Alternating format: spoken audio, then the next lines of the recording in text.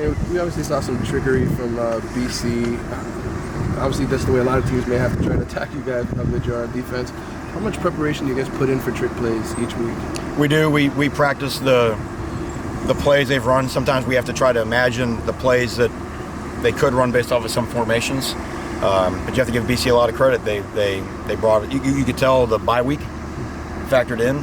They executed at a very fast tempo at a very high level and very multiple formation, motion, new tricks, that type of stuff. And I feel like once we settled down, I thought we gave ourselves a chance to win the game, but the damage had been done by that point. Last two games, the defense has had their very good moments. The team lost the games. How do you assess the way the defense has done? And has there been slippage in any areas in the last two losses on defense? Well, obviously we didn't play as well against Boston College as we have, and that was somewhat due to us, and somewhat you have to give credit to them. But all we do as coaches is, we don't, the winning and losing and all that, we just try to get better. That sounds like coach talk, but really individually, you got to bring a guy in and say, okay, here's how you played. What can we improve on? Because you're always trying to play your best game the next game, regardless of really what happened the last game. So no matter what you do the last game, you got to go find out how to get better at the things you didn't like that you put on film. So that's been our mindset. Our guys are really mature about it. I think we're in a good place. We've had a good week so far. Did you get better the last two like you had been getting better in the first 6? Yeah, I thought against Virginia, I thought we did. Like I said, I thought we took a step back in some ways in the first quarter against Boston College. But then if you look at what they did in the final 3 quarters, other than when we get put on a 15-yard field or whatever, I thought we were okay. Manny, what do you see in Duke? They 600 yards of offense, great quarterback. Can you talk about them a little bit? Well, sure. It starts with Jones, quarterback. There's a lot of guys. There's a lot of familiarity in this game. Duke was really young in 2016, and for the most part, so are we. There's a lot of guys that their wideouts are all really old and experienced. We've got some old and experienced guys in our secondary, of course, in the back 7. Quarterback now, our 3rd year playing against him. So our guys have a lot of respect for who they have and who they bring to the table. And, football's not complicated. The guy that touches the ball on every play is important, And so Jones got hot. They came out with a very aggressive plan to really get after Pitt. And it just turned into one of those games with 2 offenses that were executing on a very high level. But regardless of that game, and we know enough about them to know that they've got really good players and really good scheme, and we got to be ready to play. Manny, how much do you enjoy a challenge like that when you see that's the kind of offense you've got coming at you? You love it. Oh yeah, you love it, and our guys love it too. This team, the attitude of our guys this week has been how great it is that we have an opportunity to play with these guys. Our guys love playing football with each other. As a coaching staff, we love coaching these guys. I drive to work every day. So I'm so happy I get to coach Miami Hurricanes defense because I get to coach Jaquan Johnson. I want to come to the game on Saturday. I want to watch Gerald Willis play. That's worth me getting my car. I want to watch Jaquan Johnson play. I want to watch Shaq Quarterman, Mike Pickett play.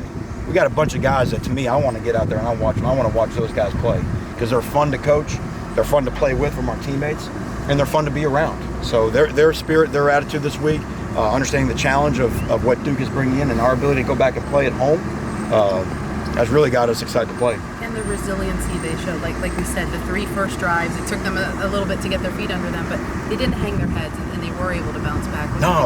They're awesome. And that has been not a one-off thing, right? That has been all year. From Florida State, from the second half of UVA. They want to have that role. They want the ball on the mound in the 9th inning, to make the play to win the game. And they get very down on themselves when they don't. And part of that is we have to make sure that we're not playing with too much pressure on ourselves and we're still enjoying each other and having fun. And if a poor play happens, let it go, and move on to the next play. And we've shown the ability to do that, consistently all year. That being said, how have you addressed the slow starts? Because it has been a little bit here, at least 2 out of 3. The first half Florida State, early Boston College. The starts. Is there something different with the starts? Well, you're talking. We played 8 games now, right? So you're talking about 2 out of 8. Virginia, too, I think, is better in the second half. A lot of games are better in the second half. I guess that's adjustment and stuff. We're going to hold them to 100 yards? So. Against Virginia, right? Yeah. Florida State, the same thing. They scored 20 in the first half, and 10 of the 20 are on a short field. right? Yeah. They get 3 points, 1 first down. They get 7 points on after a fumble. So we're ready to play, but we're 125th in average starting field position as a defense. 125th. We're like top 10 in about everything else. So, like I told you, we're going to grind our guys to get better. Our culture is showing of what we're doing, but like I said, we are fighting to play our best game the next game. And I think our guys have they've been pretty resilient, and it's been hard to complain about it for the most part all year. Manny, it's not your side of the ball, but offensive scout team, any guys you see there who you're like, wow, this kid's going to be really good in the future? Oh gosh, honestly, with as young as we are on offense, most of those guys are usually on the offensive field. You know what I mean? Most of our scout team guys are, they do an outstanding job for us. But we have a lot of walk-ons and guys like that. So again, it's sort of all hands on deck over there. Hey Manny, I know you guys obviously do your own grading system, but Pro Football Focus, this is like the worst week of the season for Gerald and Pat, which they've been so dominant for the most part all season. What did you see particularly with Gerald in this last game that maybe was not good for him? Yeah, those guys are. It's tough to grade a guy when you don't know what he's being asked to do. Right. We sit there and rewind it 8 times back, and we know what they're being taught to do. So it's always a little bit sketchy when someone's putting a grade on somebody when they don't know really what their assignment was. Mm-hmm. But I will say this: the biggest issue we had with our guys inside is we played too many snaps. Okay, and the first 3 drives of the game, okay, and the amount of snaps. Now they didn't get big touchdowns on us, but we took a lot of snaps. Okay.